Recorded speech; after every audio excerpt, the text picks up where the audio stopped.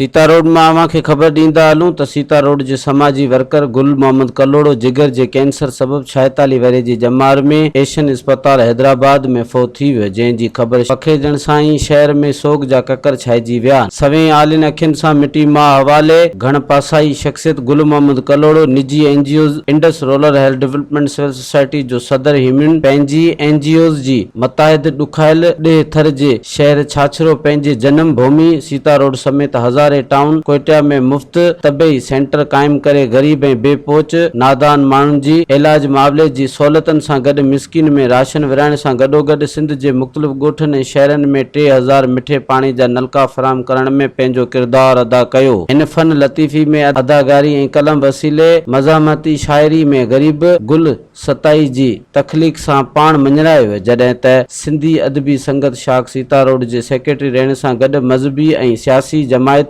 मजलिस वहदत मुस्लिमीन ज़िले दादू जो secretary general पिण रहियो हो। 4 पुट 1 ज़ाल 3 भाइर सोगवार छॾियनि रहमानी कब्रिस्तान आबदीदी आराम थियो, जॾहिं त 27 किताबनि जे ख़ालिक जीए सिंध क़ौमी पार्टी जे चेयरमैन नवाज़ खान असगरिया पाकिस्तान जे आफ्ताब मीरानी समेत सिंध जे कुंड कुड़शमा शाइरनि अदीबनि सियासी समाजी अॻुवान ऐं वर्करनि समेत शहरनि वॾे अंग में तॾे ते पहुची इज़हार ताज़ियत कयो, जॾहिं त ताज़ियत जो सिलसिलो जारी है। मज़ीद ख़बरनि ऐं तफ़सीलात लाइ विज़िट कयो असांजी वेबसाइट www.awamiNewsHD.com ऐं ॾिसंदा रहो अवामी न्यूज़ HD।